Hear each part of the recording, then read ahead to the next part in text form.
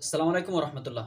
বন্ধুরা, আজকে জানবো বিখ্যাত লেখক গিদা মাফাসা নিয়ে। গিদা মুফাসা নিয়ে ইনি হচ্ছেন একজন ফরাসি লেখক এবং একজন ঔপন্যাসিক, গল্পকার, সাংবাদিকও বটে এবং ইনি পড়ালেখা করেন আইন নিয়ে। আমরা আজকে তার পূর্ণাঙ্গ কর্মজীবন, সাহিত্য জীবন এবং তার পুরো সাংসারিক জীবন পুরোটা জানার চেষ্টা করব। গি দা মুফাসা 1850 খ্রিস্টাব্দের 5ই আগস্ট ফ্রান্সের নরমান্ডি শহরে জন্মগ্রহণ করেন। এখানে তার যে জন্ম, মৃত্যু এবং কোন দেশের অধিবাসী ছিলেন এসব কিন্তু খুবই গুরুত্বপূর্ণ। উনি 1850 খ্রিস্টাব্দে জন্মগ্রহণ করেন। কত খ্রিস্টাব্দে?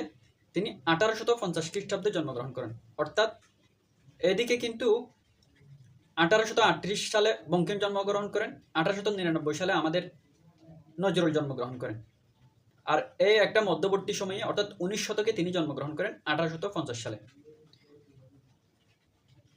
মাসটা ছিল আগস্ট এবং তারিখ ছিল 5, অর্থাৎ 5ই আগস্ট 1850 খ্রিস্টাব্দে জন্মগ্রহণ করেন। কোন স্থানে জন্মগ্রহণ করেন? তিনি ফ্রান্সে জন্মগ্রহণ করেন, সেজন্য তাকে ফরাসি কবি বলা হয়। তিনি ফ্রান্সে জন্মগ্রহণ করেন, সেজন্য তাকে ফরাসি কবি বলা হয়। এটি চট্টগ্রাম বিশ্ববিদ্যালয়ের একটি প্রশ্ন। তারপর হচ্ছে কোন শহরে? তিনি ফ্রান্সের নরমান্ডি শহরে জন্মগ্রহণ করেন। তিনি ফ্রান্সের নরমান্ডি শহরে জন্মগ্রহণ করেন। এটি হচ্ছে জাহাঙ্গীরনগর বিশ্ববিদ্যালয়ের একটি প্রশ্ন। এখানে যেহেতু একটা বিষয় আসছে ফ্রান্স, ফরাসি, এরকম একটা বিষয় আসছে, তাই এটা একটু ব্যাখ্যা করার চেষ্টা করব। এখানে আরও কয়েকটা শব্দ আছে। একটা হচ্ছে ফ্রান্স, আরেকটা হচ্ছে ফরাসি, আরেকটা ফার্সি, আরেকটা হচ্ছে ফ্রেঞ্চ, আরেকটা হচ্ছে পেরি। এই শব্দগুলো আমি একটু ব্যাখ্যা করার চেষ্টা করব।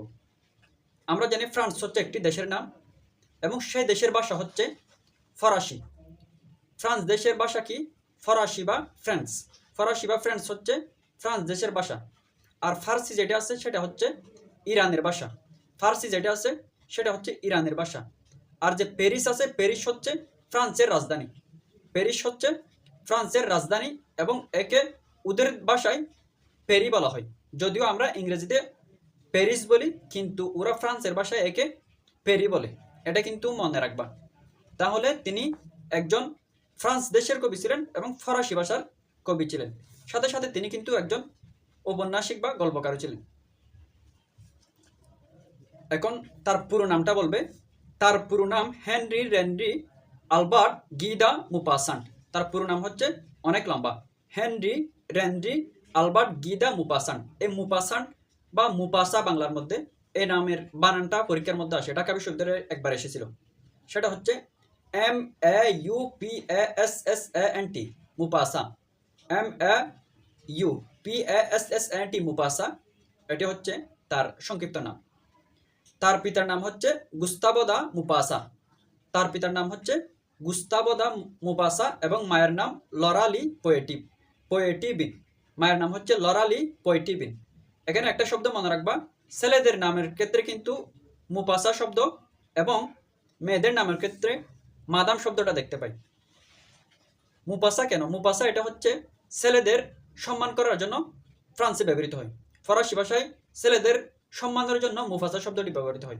ইংরেজির মধ্যে যেমন স্যার ব্যবহৃত হয়, আমাদের বাংলাদেশের মধ্যে জনাব ব্যবহৃত হয়, ঠিক সেরকম ফ্রান্সের মধ্যে সম্মান প্রদর্শনে বা কোনো একটা অভিবাদন জানানোর জন্য এই মুসিয়ে শব্দটি ব্যবহৃত হয়। আর মেয়েদের জন্য মাদাম শব্দটি ব্যবহৃত হয়। মেয়েদের জন্য মাদাম বা ম্যাডাম শব্দটি ব্যবহৃত হয়। আমরা যেমন নেকলেস গল্পের মধ্যে মাদাম লুইসেল মেয়েটির নাম পাই, তারপর হচ্ছে মাদাম ফরেস্টের বান্ধবীটির নাম পাই, আর মশিয়া লুইসেল হচ্ছে যে স্বামী ছিল, কেরানি ছিল, ওর নাম। এটা মনে রাখবা। 1867 খ্রিস্টাব্দে মুপাসা একটি নিম্ন মাধ্যমিক স্কুলে ভর্তি হন। 1867 খ্রিস্টাব্দে মুপাসা একটি নিম্ন মাধ্যমিক স্কুলে ভর্তি হন।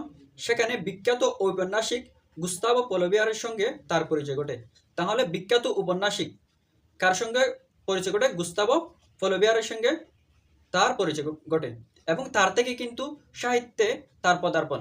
সেজন্য বলা হয় মুসিয়ের বা মুপাসার গুরুকে, মুপাসার সাহিত্য গুরু হচ্ছে গুস্তাভো পোলিভিয়ার। এটি কিন্তু চট্টগ্রাম বিশ্ববিদ্যালয় এবং জগন্নাথ বিশ্ববিদ্যালয়ের একটি প্রশ্ন। মুপাসার গুরু হচ্ছে গুস্তাভো ফ্লাবিয়ার এবং তার আরও অনেকগুলো সঙ্গীও ছিলেন। পারিবারিক বন্ধু গুস্তাভো ফ্লাবিয়ার মুফাসার সাহিত্য জীবনে অভিভাবকের ভূমিকায় অবতীর্ণ হন এবং তার গুরুও ছিলেন এবং তার পারিবারিক বন্ধুও ছিলেন। তাহলে পারিবারিক গুস্তাভো মুফাসার কি ছিলেন? পারিবারিক বন্ধু। এটি কিন্তু একটি জাহাঙ্গীরনগর বিশ্ববিদ্যালয়ের প্রশ্ন। এই মহান লেখকের নির্দেশনা ও সহযোগিতায় তিনি সাংবাদিকতা ও সাহিত্যের জগতে প্রবেশ করেন। আচ্ছা, তাহলে তিনি সাংবাদিকও ছিলেন, একজন সাহিত্যিকও ছিলেন। এখানে যেহেতু তার কর্মজীবনের একটা টানা হয়েছে, প্রসঙ্গ টানা হয়েছে, আমি যদি বলি তিনি কিন্তু একজন সেনাবাহিনীও ছিলেন। অর্থাৎ যখন ফরাসের মধ্যে ফুরুশীয় যুদ্ধ চলছিল, ওই যুদ্ধের সময় তিনি সেনাবাহিনী হিসেবে যোগদান করেন এবং পরে তিনি নৌ মন্ত্রণালয় এবং শিক্ষা মন্ত্রণালয়ে একজন সিভিল সার্জন বা সিভিল সার্ভিসের পদে নিযুক্ত হন। ফ্লাবিয়ারের বাসায় মুফাসার পরিচয় ঘটে এমিল জুলা ও ইভান তুর্গনেভ সহ অন্যান্য বিশ্ববিখ্যাত লেখকের সঙ্গে। এখানে আরও দুইজন লেখকের কথা বলতেছেন, যেগুলো তার বন্ধু বলা যায়, সাহিত্য বন্ধু। একজন হচ্ছে এমিল জুলা। এমিল জুলাও হচ্ছে একজন ঔপন্যাসিক। এমিল জুলা একজন ছেলে, ও হচ্ছে কি একজন ঔপন্যাসিক। ইভান তুর্গনেভ হচ্ছে একজন ঔপন্যাসিক এবং নাট্যকার, যেগুলো তার ফ্লাবিয়ারের সঙ্গে বা ফ্লাবিয়ারের বাড়িতে গিয়ে তার পরিচয় ঘটে এদের সঙ্গে। কাব্যচর্চা দিয়ে তার সাহিত্য জীবন শুরু হলেও মূলত গল্পকার হিসেবে তিনি বিশ্বব্যাপী খ্যাতি অর্জন করেন। তাহলে তার সাহিত্য কি দিয়ে শুরু হয়? কাব্যচর্চা দিয়ে শুরু হয়। প্রতিটা লেখকই কিন্তু কাব্যচর্চা দিয়ে তার লেখা শুরু করেন। এটা কিন্তু একটা প্রাচীন বিধি। ধর্মীয়, সামাজিক, রাজনৈতিক ও আদর্শগত কোনো বিশ্বাসে বিন্দুমাত্র প্রভাবিত না হয়ে তিনি তার সাহিত্য চর্চার জগৎ তৈরি করেন। তাহলে তিনি তার সাহিত্যের মধ্যে ধর্মীয় চাপ নাই, রাজনৈতিক চাপ নাই এবং একজন নিরপেক্ষ বা বস্তুনিষ্ঠ ম্যাটেরিয়ালিস্টিক ভাবে তার রচনাগুলো তিনি লিখতেন। তার বস্তুনিষ্ঠ অর্থ হচ্ছে ম্যাটেরিয়ালিস্টিক, অর্থাৎ ধর্ম, রাজনীতি ইত্যাদি ঊর্ধ্বে গিয়ে যে লেখা হয়, বৈজ্ঞানিক কল্পনা থেকে বা বৈজ্ঞানিক ভাবনা থেকে যে লেখাগুলো লেখা হয় তাকে বস্তুনিষ্ঠ লেখক বলা হয়। ও নিরপেক্ষতার তুলনা বিশ্ব সাহিত্যের ইতিহাসে খুব বেশি লক্ষ্য করা যায় না। অসাধারণ সংযম ও বিস্ময়কর জীবনবোধ তার রচনাকে তাৎপর্যপূর্ণ করে তোলে। তারপর গিদা মুফাসা 1893 খ্রিস্টাব্দে 6 জুলাই মৃত্যুবরণ করেন। তাহলে তিনি কত সালে মৃত্যুবরণ করেন? 1893 সালে। তিনি জন্মগ্রহণ করেন 1850 সালে এবং মৃত্যুবরণ করেন 1893 সালে, অর্থাৎ মাত্র 43 বছর বয়স পেয়েছেন। আমরা জানি আমাদের সাহিত্যিক যে আমাদের কবি নজরুলও কিন্তু 43 বছর পর্যন্ত বলতে গেলে তার সাহিত্য জীবন ছিল, কারণ এরপরও কিন্তু তিনি একদম নির্বাক হয়ে যায় এবং রোগাক্রান্ত হয়। এই যে মুফাসা ছিলেন, মুফাসা কিন্তু তার মৃত্যুর পরবর্তী সময়ে সিফিলিস রোগে আক্রান্ত হন এবং তিনি কিন্তু এই জন্য একদম মানসিক বিকারগ্রস্ত হয়ে যায় এবং খুবই হতাশাগ্রস্ত হয়। ফলে তিনি আত্মহত্যাও করতে চেয়েছিলেন এবং 1992 সালে, অর্থাৎ তার মৃত্যুর 1 বছর পূর্বে তিনি আত্মহত্যা করতে গিয়ে কিন্তু মারাত্মকভাবে ক্ষতিগ্রস্ত হন। এর থেকে কিন্তু তাকে হাসপাতালে রাখা হয় এবং 1 বছর পরে তিনি মৃত্যুবরণ করেন। তাহলে এই ছিল কিন্তু তোমাদের পাঠ্য বইয়ে যা দেওয়া আছে গিদা মুফাসা নিয়ে। আমি তার নিয়ে আরেকটু বলার চেষ্টা করব। তিনি কিন্তু একজন ছোট গল্পকার হিসেবে বেশি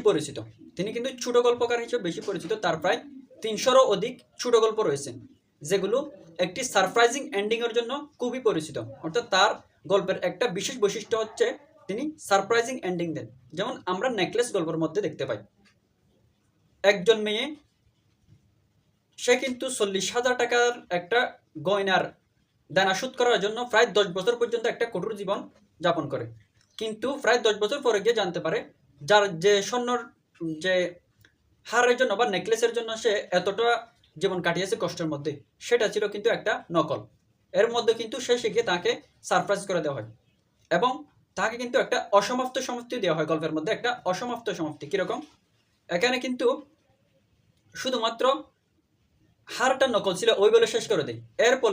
এরপরে ফরেস্টিয়ার বা তার বান্ধবী তার কি প্রতিক্রিয়া ছিল সেটা কিন্তু বলেন নাই। এর ফলে কিন্তু লেখককে, যারা পাঠক আছে তারা কিন্তু ভাবতে শিখে যে এরপরে কি হয়েছে এরকম একটা ভাবনা থেকে যায়। অর্থাৎ শেষ হয় না এরকম একটা ভাবনা পাঠকের মধ্যে তৈরি করে দেয়। এটা ছিল তার লেখাগুলোর একটি অনন্য বৈশিষ্ট্য।